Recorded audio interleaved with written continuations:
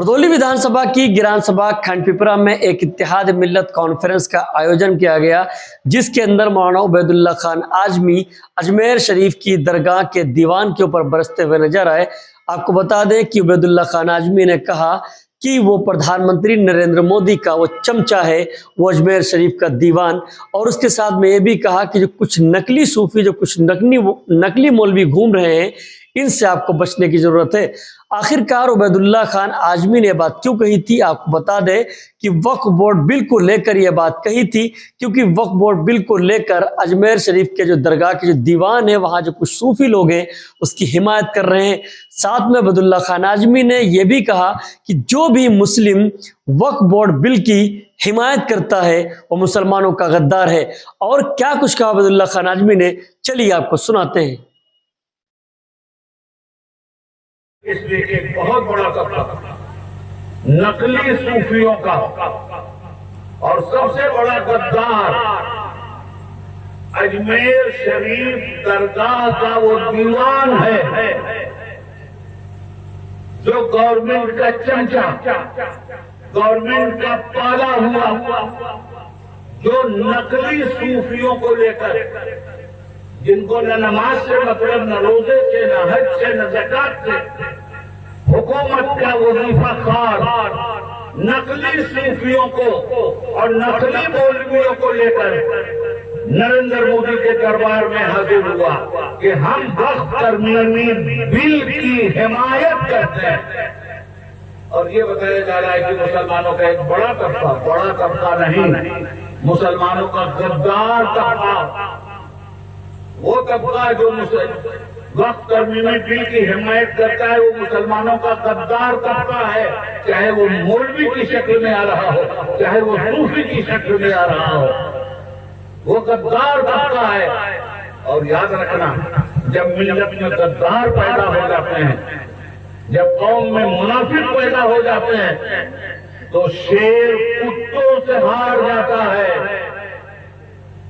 इसलिए इन बगल में छुपे हुए बिच्छुओं से बचिए, जो इस मिल्लत को दाढ़ी टोपी के नाम पर बेच रहे हैं, जो इस मिल्लत को कपड़े पहनकर सूफियों का नाम लेकर इस मुल्क में मिल्लत के मफादात को चंद टकों पे बेच रहे हैं।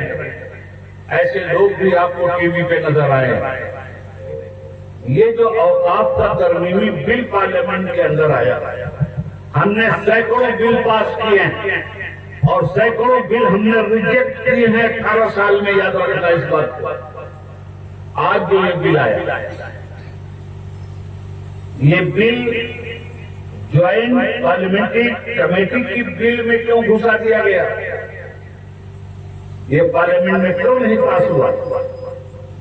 हुकूमत को डर था कि हमारा जो साथ बाहर वाले 55 लोग दे रहे, 52 लोग, वो इस बिल की हिमायत में वोट नहीं देंगे।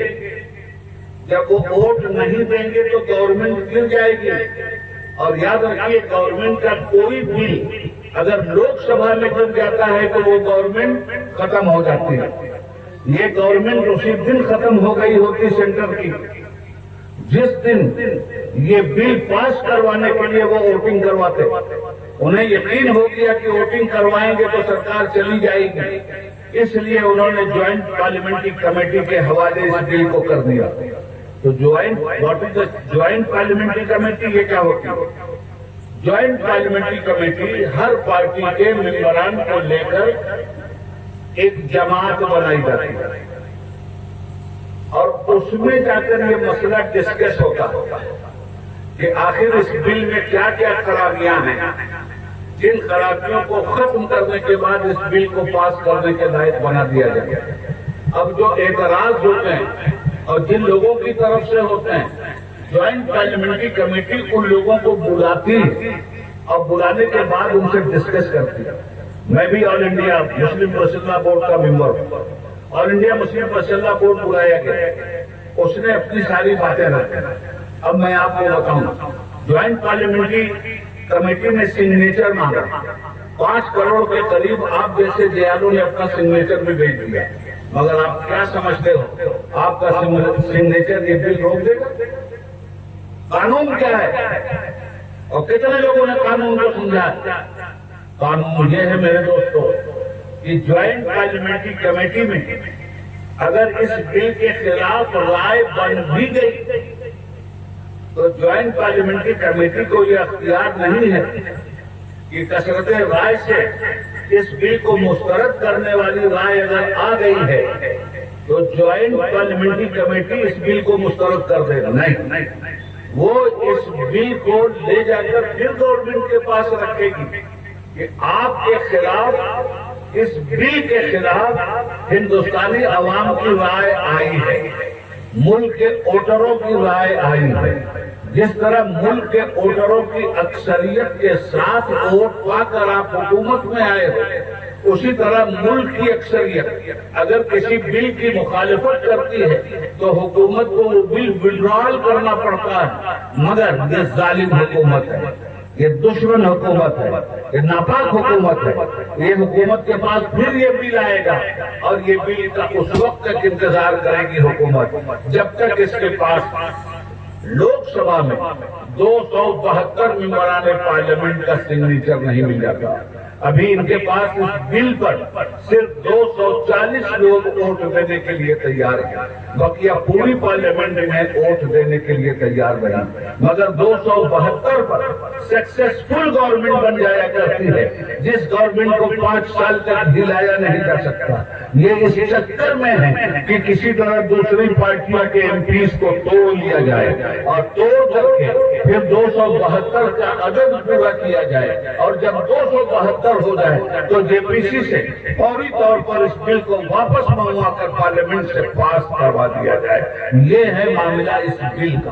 फर्ज कीजिए वो बुरा दिन आ गया और ये बिल पास हो गया, तो इस बिल में खराबी क्या? आपकी मस्जिदें महफूज नहीं रही, आपके मज़ारात महफूज नहीं रहे, आपकी दरगाहें महफूज नहीं रही, आपके मदरसे महफूज नहीं रहे।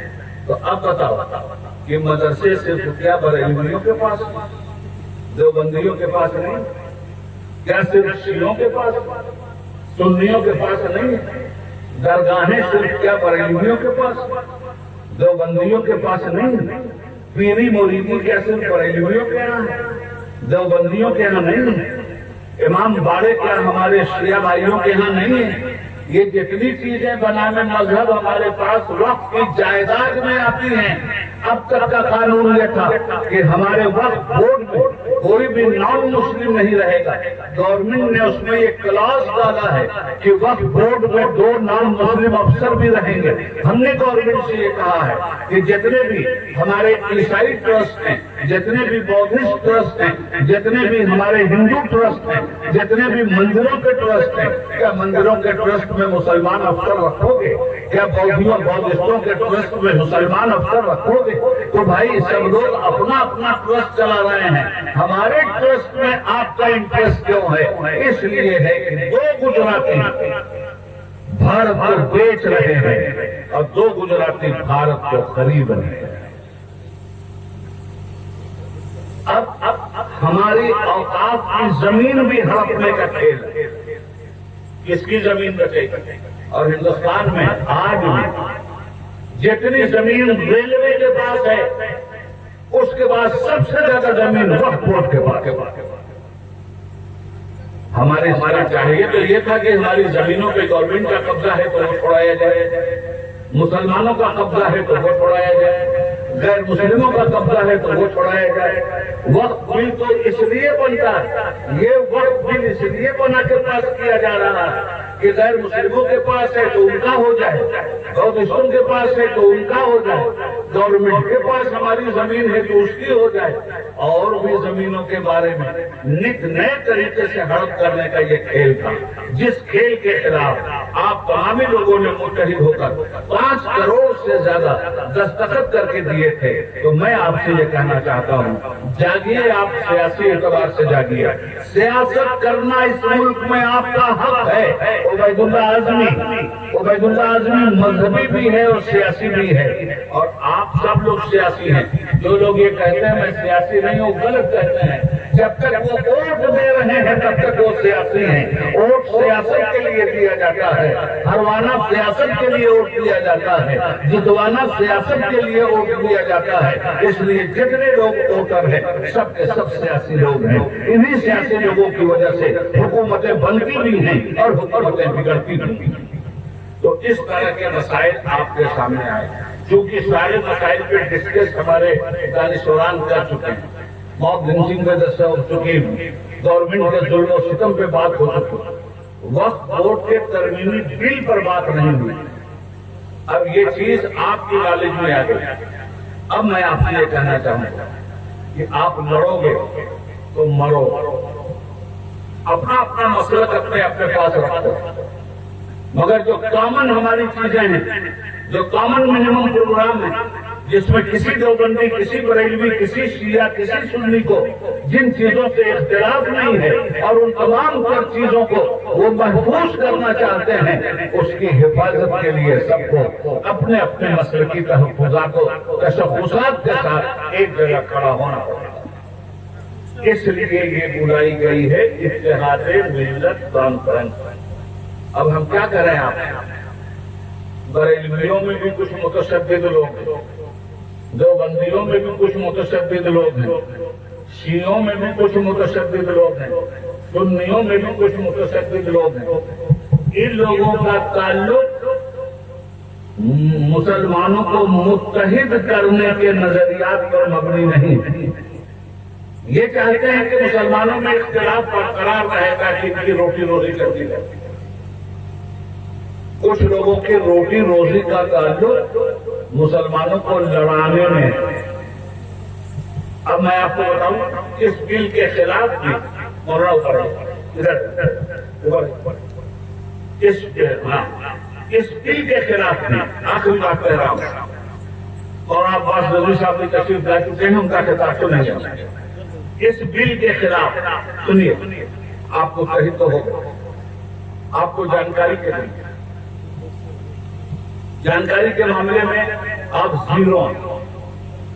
تو جب آپ سب لوگوں کو یہ معلوم ہو گیا تو روڈ پہ لڑنے کی ضرورت ہے کیا؟ لڑنا ہی ہے تو اپنے حق کے لیے لڑیے، لڑنا ہی ہے تو مسجدوں کے تحفظ کے لیے لڑیے.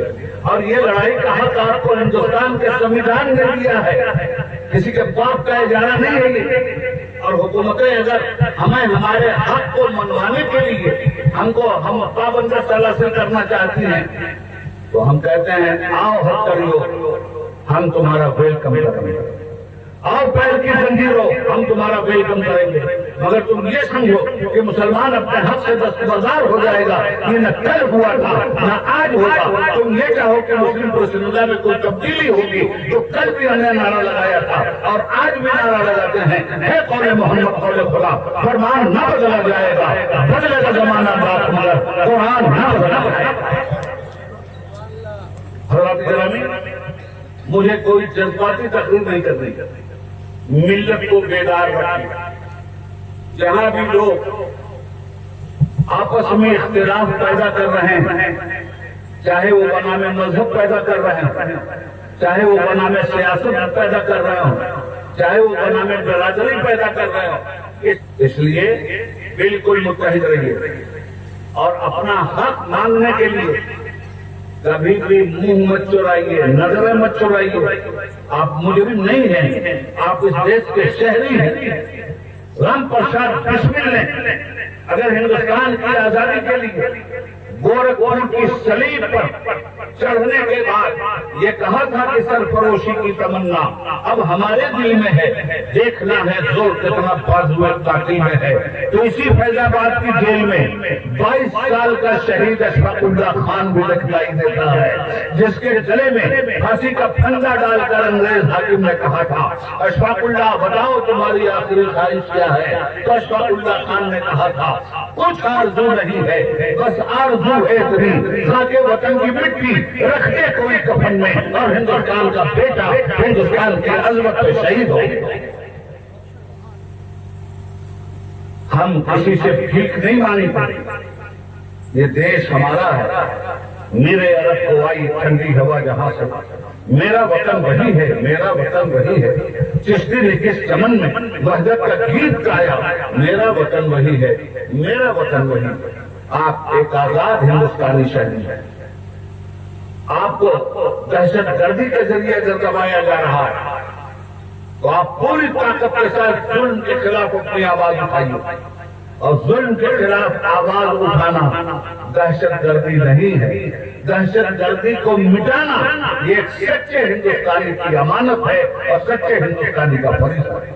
मुसलमानों, बातें बहुत कुछ हो चुकी हैं और उससे ज्यादा आप समझ चुके हैं, इसलिए मैं आखिर में सिर्फ आपसे इतना कह के कहना चाहता हूं कि आप यूनिटी बनाए रखें।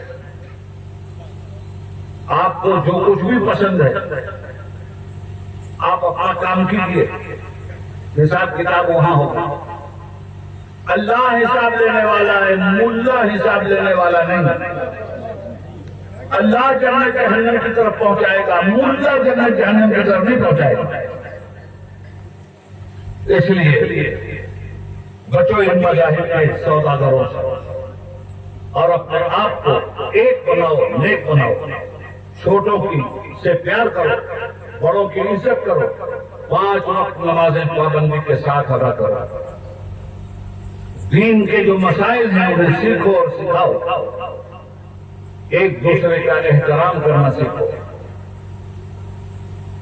और मुत्तहिद होने के लिए आखिरी बात कहूंगा, ये बताइए कि अगर यहां आग का अलाव रोशन कर दिया जाए और परचमे शोले सुर्ख लहराने लगे तो बड़े से बड़ा पहलवान भी उसमें उंगली डालने की कोशिश करे, उसकी पहलवानी काम आई।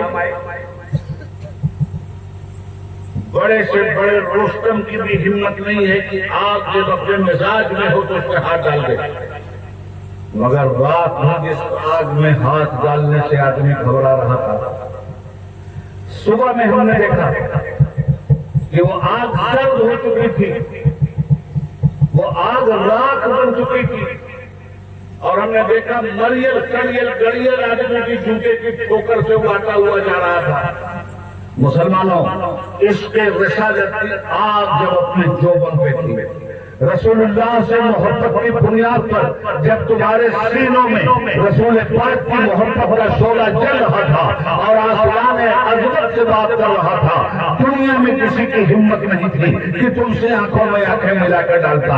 मगर जब से इश्क़ मोहम्मद तुम्हारे दिलों से निकल गया है, जब से ताज़ीम रसूल का जज्बा तुम्हारा सर्द हो गया है, जब से मोहब्बत रसूल की चिंगारी तुम्हारे दिलों में सर्द हुई है, जमाना तुम्हारे ठोकरों पे लिए हुए है। अगर चाहते हो कि जमाने की ठोकर में ना हो बल्कि दीवानगाने इश्क़ मुस्तफा को देखकर जमाना कतरा जाए, तो रसूलुल्लाह की मोहब्बत की चिंगारी अपने अंदर पैदा करो। रसूलुल्लाह के इल्म पर बहस मत करो, रसूलुल्लाह की ताकत पर मुनाजरा मत करो। नबी इल्म पर बहस करने की चीज नहीं है, नबी ईमान लाने की चीज है। नबी ताकत पर बहस करने की चीज नहीं है, नबी ईमान लाने की चीज है। इसलिए याद रखिएगा कि जब आपकी आग सर्द नहीं थी, जब शोला आपका मौजूद था, तो दस्त तो दस्त है, दरिया भी न छोड़े तुमने, बहरे जुल्मात में दौड़ा दिए घोड़े तुमने। दीवान गाने इश्क़ मोहम्मद को देखकर कतरा गई थी गर्दिशे दौरा कभी कभी, गर्दन में हार डाले थे लाहौर नजूम में, गुजरा था उन हदों से मुसलमान कभी कभी। माशाअल्लाह, मैं मौलाना तौकीर को उनके सारे साथियों को, गांव का क्या नाम है, खनपिपरा, और इस इलाके के सारे लोगों को मुबारकबाद देता हूं कि आपने अलग अलग मसलकी तहफ़्फ़ुज़ात के साथ भी इज्तिमाई तौर पर मिली वहदत का सबूत दिया। एक बात और कहना चाहूंगा, आखिरी बात, मेरे नजदीक दो इत्तेहाद इस मुल्क में जरूरी है। एक इत्तेहाद का नाम है कौमी इत्तेहाद। क्या मतलब है इसका? कश्मीर की वादी से लेकर कन्याकुमारी की सरहदों तक इस जोग्राफिया का नाम है हिंदुस्तान। इसमें बसने वाले शहरियों का नाम है हिंदुस्तानी। इनके मजहब अलग अलग, मुल्क एक, मुल्क सबका। तो हिंदुस्तान पर अगर पाकिस्तान हमला करे या चाइना हमला करे तो हम हिंदुस्तानी मुसलमान मस्जिद से निकलेंगे उसके खिलाफ, हिंदू मंदिर से निकलेगा उसके खिलाफ, बौद्धिस्ट अपनी मजहबी इबादतगाह से निकलेगा उसके खिलाफ, ईसाई चर्च से निकलेगा उसके खिलाफ, और सिख गुरुद्वारे से निकलेगा उसके खिलाफ। और ये सारे हिंदुस्तानी अपने मुल्क की हिफाजत के लिए अलग अलग मजहब रखने के बावजूद दुश्मन का मुकाबला एक साथ मिलकर करेंगे। इसका नाम है कौमी इत्तेहाद।